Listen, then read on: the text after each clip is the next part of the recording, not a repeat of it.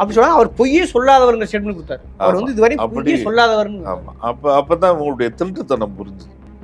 ஏன்னா இவ்வளவு அயோக்கியத்தனமான வேலையெல்லாம் சவுக்கு சங்கர் செய்யும்போது ஃபெலிக்ஸ் மட்டும் கொடுத்ததுல ஒரு எல்லாம் கூட்டு களவாணிகள் அப்படின்ற விஷயம் அம்பலமாகுதுன்னு வச்சுக்கோங்க. இல்ல இப்ப நிறைய பேர் சொல்றாங்களா அவர் காசு வாங்கிட்டு பேசுறாரு. நிச்சயமா அப்படி எல்லாம் வாய்ப்பு கிடையாது. அதை நீங்க நம்பலாம். No never. ரொம்ப நேர்மையான மனிதர். மாரிதாஸ் போன்றவர்கள் கூட பாத்தீங்கன்னா ஃபெலிக்ஸோடைய ஒரு முக்கியமான விஷயத்தை வீடியோ ஆடியோ எடுத்து ஃபெலிக்ஸ் அவர்களால் ஏமாற்றப்பட்ட ஒரு பெண் ஆடியோ பேசுறாங்க, கதறாங்க, அலறாங்க. கிட்டத்தட்ட அந்த பெண் 5 லட்சம் ரூபாய் மேலே இழந்துருப்பாங்க போது தெரியுது. இது வந்து இப்போ பொது வெளில பேசுவதற்கு ஒரு ஊடகங்களாக இருக்கக்கூடிய ஃபெலிக்ஸுக்கு இந்த மாதிரியான விஷயம் வெளியே வந்துக்கலே இருப்பாங்க.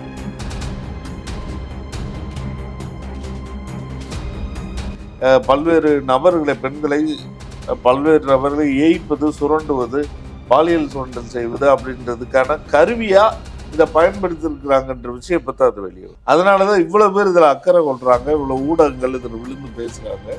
நீங்க எந்த மாதிரி ஹஸ்பண்டோட வாழ்றீங்க தெரியுமா? ரொம்ப கஷ்டம்க்கா, ரொம்ப கஷ்டம். ஆனா ஒண்ணு, இப்படி ஒரு ஆளை நான் பார்த்தது இல்லைக்கா. இல்ல, ஊடகத்தை ஒரு மீடியாவாக ஒரு டூலா பயன்படுத்திக் கொண்டு பெண்களை பாலியல் சொல்றது சரியான கேள்வி இருக்காங்க. ஆமா, அதான் இப்ப இந்த அபாயம்லாம் ஏன் நடக்குது அப்படின்னா, எதுக்கு வியூவர்ஸ் அதிகமாகறாங்க அதை நோக்கி இவர்கள் என்ன பண்றாங்கன்னா வேட்டையாட ஆரம்பிக்கிறாங்க. ஹண்டிங் தான் பண்றாங்க, வேற ஒண்ணும் கிடையாது. இவரெல்லாம் வேட்டைக்காரர்களா மாறி போய் ஆன்லைன்ல போய் பொண்ணு தேடு, பொண்ணு பிடிக்க. ஓகே, ஆனா என்ன மாதிரி யாரு இல்லாத, அம்மா அப்பா இல்லாத அனாதை பொண்ணு என்னமே ஏமாத்தாதுன்னு மட்டும் நான் சொல்லிட்டேன்க்கா. கேவலம் இந்த அப்ப சவுக்கு சங்கர் பண்ணி இருக்கக்கூடிய வேலை அது புரோக்கர் வேலை இருக்கு, கிரிமினல் தனம் இருக்கு, போட்டு கொடுத்தல் இருக்கு, காட்டி கொடுத்தல் இருக்கு. அப்ப இதுல எல்லா கிரிமினல் தனமும், சீரழிந்த தனமும், மரியாதை இல்லாத நடத்தைகளும், இது எல்லாம் குறுக்கு வழியில எப்படியோ சம்பாதிக்கிறோம். ஒருத்தர் காசு திருடி தின்னது இல்ல, இது சொல்றாரு அந்த காசு உனக்கு எப்படி வந்துச்சு அப்படின்னு அசிங்கமா கேக்குறாங்க. பெண் காவலர்கள் அடிக்கலை போல இருக்கு, சரியா அடிக்கலையே, அடிச்ச மாதிரி ஒரு வீடியோவை கூட காணோம், எல்லாம் தேடுதல்ல போறாங்க. அப்ப நீங்க எதை விதைக்கிறீர்களோ அதையே அறுவடை செய்யுங்க. இவங்க ஏன் வலிக்கு விடுதலை இப்படிலாம் லந்தடிச்சுக்கிட்டு இருந்தீங்களா, அது பூரா இப்போ இவரை சுற்றி வரும். இப்போ இவரை கோவை சூப்பரண்டு கையோட சார்னு ஒரு கத்துறாரு. ஆமா, சரியா, செந்தில்குமார் தான் என் சாவும் காரங்கிறாரே, உன்னை சரியா உடைக்கல போலேயப்பான்னு தான் மக்கள் பார்க்குறாங்க.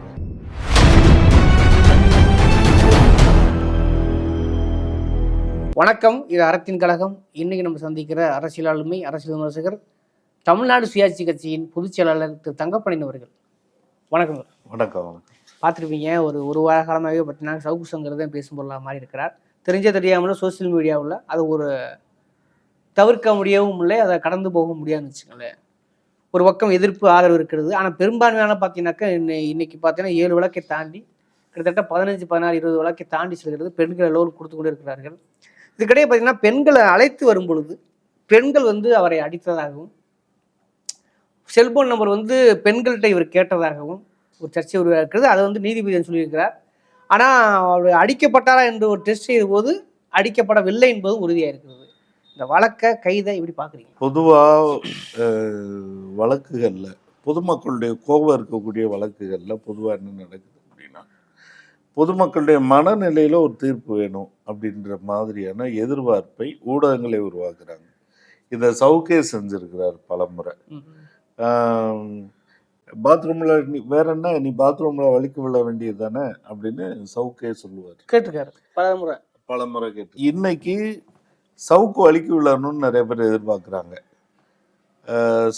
சவுக்குக்கு கை உடையாதா கால் உடையாதா என்பது ஊடகங்களுடைய தேடலா இருக்கு. அது மட்டும் இல்லை, ஊடகங்கள் இதை ஒரு மலிவான ரசனையா மக்கள் மத்தியில் ஏற்படுத்தி வச்சிருக்கிறாங்க. சரிங்களா? ஆனா இதனுடைய தொடர் விளைவு என்ன அப்படின்னு பார்த்தீங்கன்னா, காவல்துறை கொட்டடியில் சட்டவிரோதமாக ஒருவர் கைகாலை உடைக்கப்படுவது அப்படின்ற விஷயமே ரொம்ப கலாச்சாரமாக மாற்றுறதுக்கான ஒரு அபாயத்தை நோக்கிய ஒரு போக்காக தான் இருக்குது. இதுக்கு சவுக்கு சங்கர் பெரிய காரணமாக இருக்கார். இன்னைக்கு அவர் குதிக்கிறார். ஆனால் இந்த மாதிரி போக்குகளை தொடர்ந்து ஆதரித்து வந்தவராக சவுக்கு சங்கர் அந்த ஊடகங்கள் எல்லாம் இருந்திருக்கு. இதை நான் ஊடக சீரழிவாகவும் ஊடகத்தினுடைய குற்றமாகவும் பார்க்குறேன். விழிப்பாக இருக்க வேண்டியது நம்ம மக்கள் தான். சவுக்கு மாதிரியான பொறுப்பற்ற ஆட்கள் பொறுப்பற்ற விதத்துல நீங்க மக்களுடைய ஒரு பிரச்சனைன்னு வரும்போது அதற்கு உரிய பொறுப்பு இல்லாம நடந்துக்கிற போது நீங்க அந்த வன்முறைக்கு ஆளாகும் போது எல்லாம் ரசிக்க தொடங்கிறாங்க. அப்ப இது வரைக்கும் பாத்ரூம்ல அவங்க வலிக்கு விழுந்தாங்க, இவங்க வலிக்கு விழுந்தாங்க, இவங்க ஏன் வலிக்கு விழுகல, இப்படி எல்லாம் லந்தடிச்சுக்கிட்டு இருந்தீங்கல்ல, அது பூரா இப்ப இவரை சுத்தி வருது. இப்ப இவரை கோவை சூப்பரண்டு கையை உடைச்சாருன்னு ஒரு கத்துறாரு. ஆமா, சரியா? செந்தில்குமார் தான் என் சாவும் காரணங்கிறாரே. உன்னைய சரியா உடைக்கல போலையப்பான்னு தான் மக்கள் பாக்குறாங்க. பெண் காவலர்கள் அடிக்கல போல இருக்கு, சரியா அடிக்கலையே, அடிச்ச மாதிரி ஒரு வீடியோவை கூட காணோம், எல்லாம் தேடுதல்ல போறாங்க. அப்ப நீங்க எதை விதைக்கிறீர்களோ அதையே அறுவடை செய்கிறீர்கள். அப்ப சவுக்கு மாதிரியான ஆட்கள் பொறுப்பற்ற துப்பறியும் துணியில பேசக்கூடிய இந்த ஊடகத்தார்கள் பூரா அயோக்கியத்தனமான பொறுப்பற்றவர்களா இருக்கிறாங்க. அவங்க அதோக்கு நம்புறாங்க. இவங்க சொன்ன மாதிரி ஒரு பக்கம் பயில்வான் ரங்கசாமியில இருந்து ரங்கநாதன், அப்புறம் முன்னால இந்த சொல்வதெல்லாம் உண்மைன்னு விசாரிப்பாங்களே அம்மையார், அவங்கள்ல இருந்து சவுக்குல இருந்து எல்லாம் ஒரு குரூப். இவர்களுக்கு எந்த பொறுப்புணர்ச்சியும் கிடையாது. இவருடைய வேலை என்னன்னா அவதூறுகளையும் புறம் பேசுறதையும் வாடிக்கை வச்சிருக்கிறது. அப்ப இதனுடைய மொத்த விளைவு என்ன அப்படின்னா, நீங்க எதெல்லாம் புறம் பேசுறதுல பொறுப்பற்று பேசுனீங்களோ அந்த சம்பவங்கள் இவர்களுக்கு எதிராக நடக்கும்போது மக்கள் ரசிக்க தொடங்குறாங்க. அதைத்தான் நம்ம பார்க்குறோம். அப்ப இது மனித உரிமைக்கு எதிரானது, இது அடிப்படையில் சட்டவிரோதமானது. காவல்துறை தன்னுடைய பொறுப்பை தவறி சட்டத்தை கையில் எடுத்துக்கொண்டு நடந்து கொள்வது இது சரியா அப்படின்ற ஒரு விவாதத்துக்குள்ளேயே போகாத அளவு இவங்க பண்ணி வச்சிருக்காங்க. மனித உரிமைகளுக்காக இவ்வளவு காலம் போராடி காப்பாற்றி வச்ச எல்லா உரிமைகளையும் காலி பண்ணக்கூடிய ஒரு சீரழிந்த ஊடகங்களாக இவர்கள் இருக்கிறார்கள் அப்படின்றதுக்குலாம் இது உதாரணம். அப்ப மக்கள்கிட்ட ஒரு பொறுப்புணர்வு இருக்கு. இதுக்கு பெரும்பாலும் நீங்க மிகப்பெரிய காரணம். இந்த பார்த்துக்கிட்டு இருக்கிற வியூவர்ஸ் இருக்கீங்களே, நீங்க ஒன்றும் யோக்கியங்க கிடையாது. பயங்கரமான நீங்க எப்படியாருன்னா இந்த சொல்வதெல்லாம் உண்மை வேடிக்கை பார்க்குற குரூப். நீங்க என்ன பண்றீங்கன்னா, யாரையாவது கையொடிச்சாங்கன்னு சொன்னா எப்படி காவல்துறை கையொடைக்க போச்சு அப்படின்ற கேள்வி உங்கள்கிட்ட இல்லை. எல்லாரும் ரசிக்கிறீங்க. நீங்க தான் அவர்களுக்கு அந்த வியூவிங் லைக்ஸை கூட்டி விடுறீங்க, பார்வையாளர்களை கூட்டி விடுறீங்க, அவங்களுக்கு வருமானத்தை கூட்டி விடுறீங்க. இப்ப அதுலயும் ஒரு சிக்கல் ஏற்பட்டிருக்கு. இப்ப அதுவும் கூட உண்மையான வியூஸ் இல்ல. குறிப்பா கூகுள பைபாஸ் பண்ணிட்டு தான் இவர் இந்த வியூஸை கூட்டிருக்கான்ற ஒரு வழக்கம் பாய போது அது வெளிவந்திருக்கே.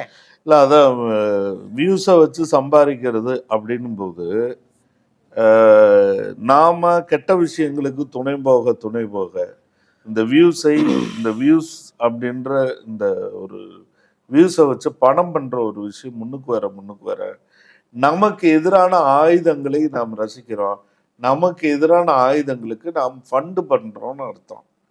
அதனால இந்த நிகழ்ச்சியை பார்க்கக்கூடிய நம்முடைய வாசகர்கள், நம்முடைய மக்கள் எச்சரிக்கையா இருக்க வேண்டிய விஷயம் என்னன்னா, ஏதாவது ஆதாரமற்ற செய்திகள் பேசப்பட்டா உடனே தூக்கி விடுங்க, அதை ஸ்பாம் அடிங்க, அதை ஆதரிக்காதீங்க. இனிமேல் இந்த வீடியோ எனக்கு தெரியக்கூடாதுன்னு ஹைடு போடுங்க, நாட் இன்ட்ரெஸ்டட்னு சொல்லுங்க.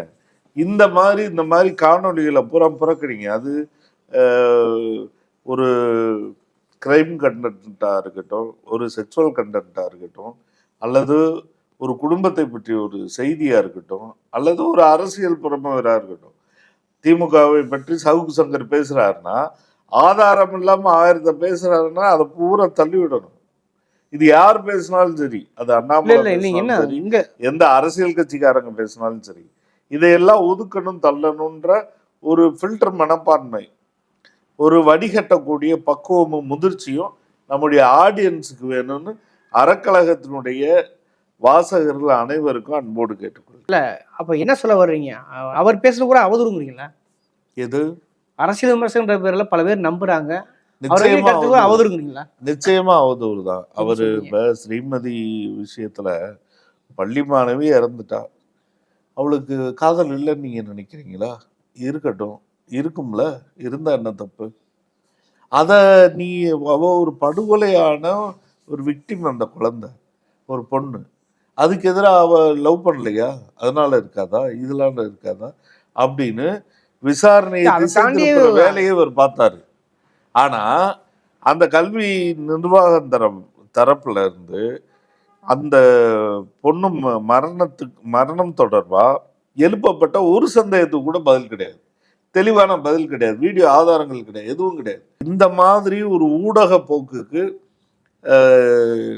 வச்ச ஒரு மிகப்பெரிய ஆப்புட இந்த சம்பவம். சவுக்கு சங்கர் மூலமாக இது சவுக்கு சங்கருக்கு மட்டுமல்லாமல், சவுக்கு சங்கர் நடத்திய ஊடகத்திற்கு மட்டுமல்லாமல், சமூக ஊடகங்கள்ல புகுந்துக்கிட்டு இந்த அவதூறு பரப்புறது, பொறி பேசுறது, பாலியல் அவர் விஷயங்கள் பேசுறது முழுக்கவே அரசியல் புரணி என்ன? ஆமா, நிச்சயமா அரசியல் புரணி தான். நிச்சயமா.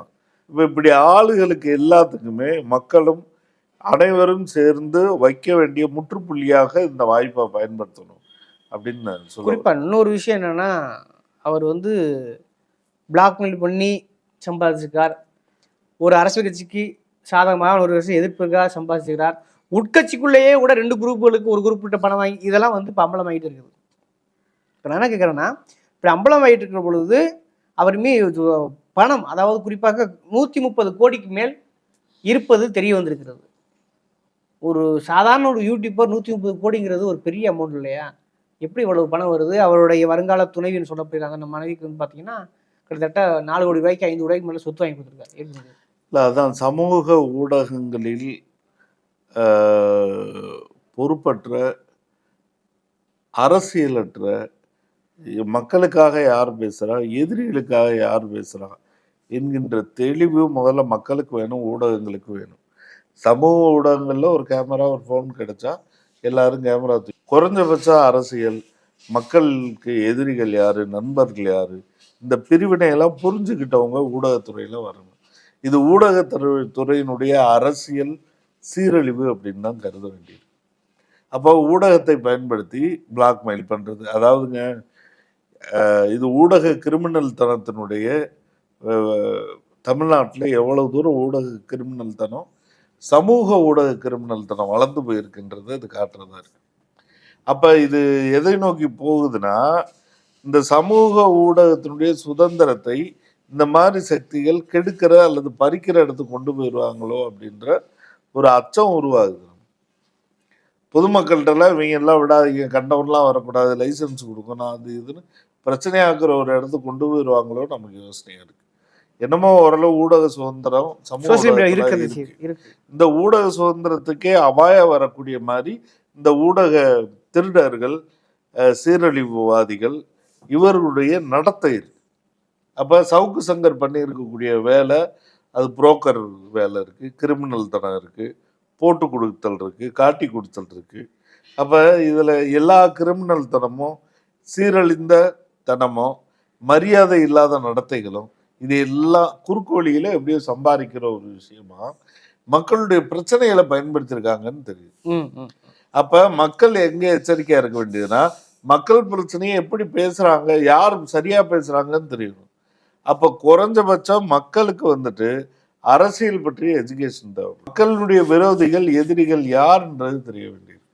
அப்ப இன்னும் கூட தமிழ் சமூகம் அரசியல் மயப்பட வேண்டியிருக்கு. மொத்த விளைவு தான் அனுபவிக்கிறோம். ஓகே, இதுல இன்னொரு முக்கியமான விஷயம்னா, இப்ப பிளாக்மெயில் பண்றது, பணம் சம்பாதிக்கிறது, வியூஸ்க்கு என்னென்ன செய்வதுங்கிற ஒரு களம் தாண்டி இந்த பிரச்சனை இன்னொரு இடத்துக்கு போய் நகர்ந்து நிற்குது. என்னன்னா, இவர்கள் பாலியல் ரீதியாகவும் பல பேரை வந்து ஏமாற்றி துன்புறுத்த செய்திருப்பது வெளிவருகிறது. குறிப்பாக மாரிதாஸ் போன்றவர்கள் கூட பார்த்தீங்கன்னா, ஃபெலிக்ஸோடைய மிக முக்கியமான விஷயத்தை ஆடியோ எடுத்து ஃபெலிக்ஸ் அவர்களால் ஏமாற்றப்பட்ட ஒரு பெண் ஆடியோ பேசுகிறாங்க, கதறாங்க, அலறாங்க. கிட்டத்தட்ட அந்த பெண் 5 லட்ச ரூபாய் மேலே இழந்துருப்பாங்க போது தெரியுது. இது வந்து இப்போ பொதுவெளியில் பேசும்போது ஒரு ஊடகங்களாக இருக்கக்கூடிய ஃபெலிக்ஸ்க்கு இந்த மாதிரியான விஷயம் வெளிவந்துக்கலே இருப்பாங்க. சரியா தொடங்கிட்டா சகதியில் பாதாளம்னு எல்லையே கிடையாது, பாதாளத்தில் எல்லாம் கிடையாது.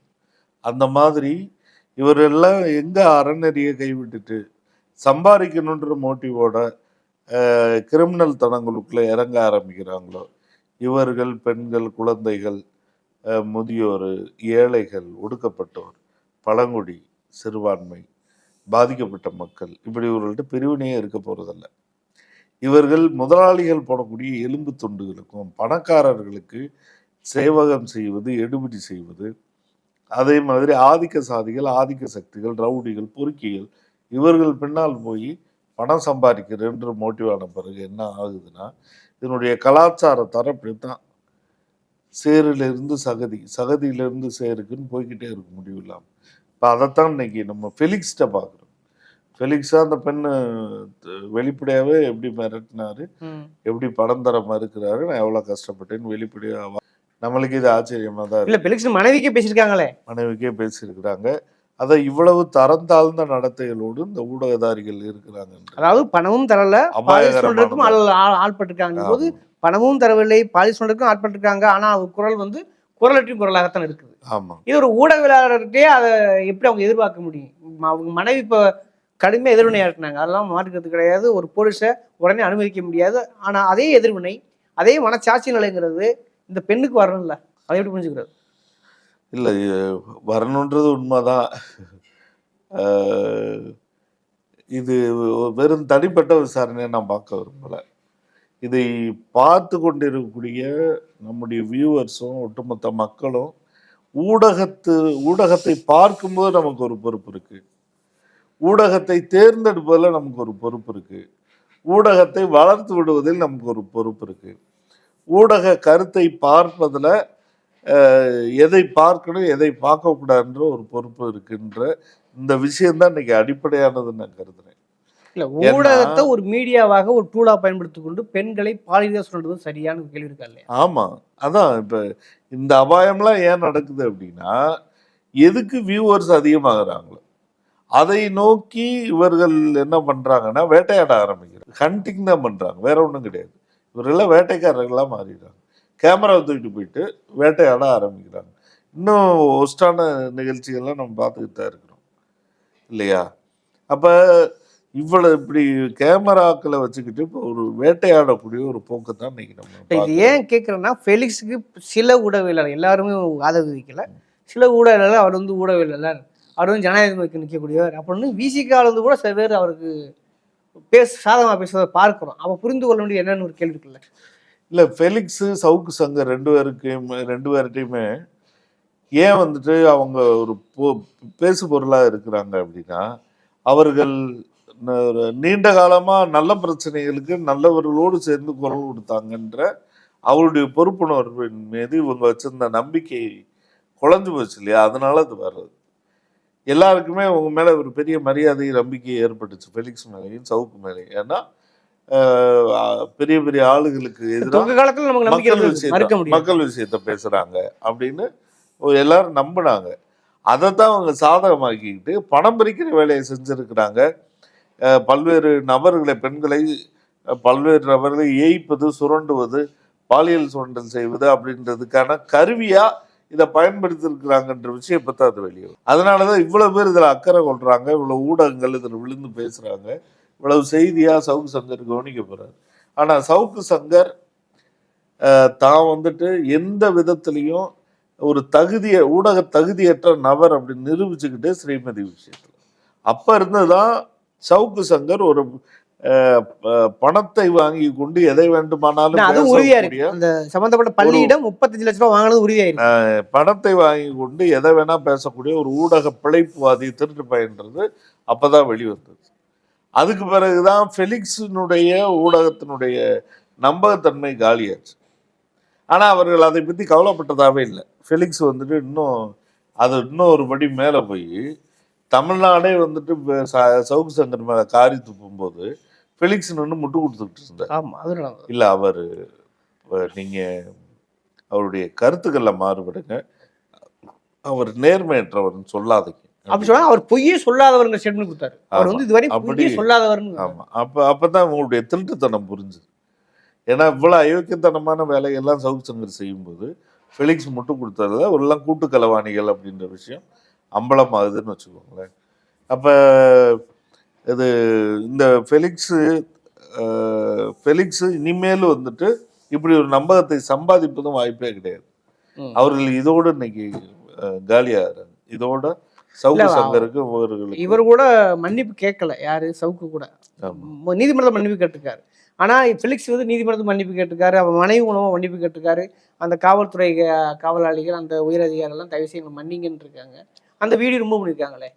இல்லை அதுதான் இது ஒரு 2 பிரச்சனை இங்கே நடக்குதுங்க. ஒரு பக்கம் என்னென்னா இவங்க ஊடகத்தில் செய்கிறதுக்குலாம் மற்றவங்களாம் கையோடி காலோடின்னு பேசிடுறாங்க. அதை வந்துட்டு பயங்கரமாக தம்ப்நெயில் போட்டுலாம் வெளியிட்டுறாங்க. ஆனால் இவங்க மாட்டும் போதெல்லாம் பாபா ராம்தேவ்லேருந்து உலகத்தினுடைய உச்சபட்ச அக்யூஸ்ட்லேருந்து இவங்க வரைக்கும் மன்னிப்பு கேட்குறாங்க கோர்ட்டில். நாங்கள் ஒரு மன்னிப்பு கடிதம் கொடுக்குறோம், அதை வாங்கிக்கிட்டு எங்களை வெளியே விடுங்க அப்படின்றது ஒரு மனோபாவமாக இருக்குது. அப்போ கிரிமினல் சொரணேற்றத்தனமாக இது மாறுது. இவர்கள் முறையாக சட்டப்படி தண்டிக்கப்படணும். அது 2மே தப்பு. என்ன ஒரு பக்கம் போலீஸு தூக்கிட்டு போய் கையை உடைக்கிறது, காலை உடைக்கிறது அப்படின்ற முறையை நீங்கள் ரவுடிகளுக்கு கூட செய்ய போலீஸுக்கு உரிமை கிடையாது. இன்னொரு விஷயம் என்னன்னா, இந்த ஊடக கிரிமினல்கள் எல்லாம் அடுத்தவனுக்குன்னா கையோட காலோட என்கவுண்டர் பண்ணுன்றது. ஏதாவது ஒரு என்கவுண்டர் நடந்துச்சுன்னா இந்த போலீஸ்காரங்களை அப்படி வந்துட்டு பயங்கரமான போராளிகள் மாதிரி காட்டுது. அது ஒரு பச்சை படுகொலை, கோழைத்தனமான படுகொலை இல்லையா?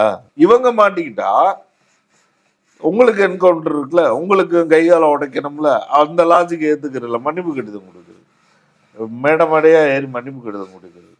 அப்ப இந்த முரண்பாடு சுயநலமானது.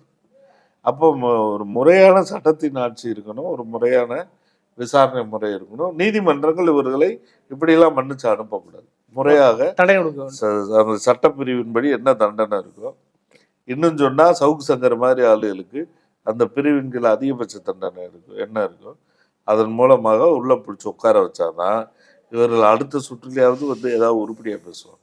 ஓகே, இது ஒரு கவனமான விவாத சொல். பல்வேறு தளங்களில் பல்வேறு கோணங்கள் விவாதிக்கப்படுகிறது. ஆனாலும் கடுமையான விமர்சனம் வச்சுக்கிறீங்க. அதே போல ஊடகங்கள் செய்யக்கூடிய ஊடகங்கள் மீடியாவை எப்படி டூலாக பயன்படுத்தி மக்களையும் திசை திருப்பார்கள், மக்களும் இதுக்கு ஒரு பொறுப்புங்கிற விமர்சனத்தை மக்கள் மீது வைத்திருக்கிறீர்கள். அப்படியே மக்கள் பார்த்து விட்டு விடுது. விவாத சொல் அறக்களத்துக்கு நேரம் ஒதுக்கிட்டு ரொம்ப நன்றி. நன்றி ஐயா, நன்றி.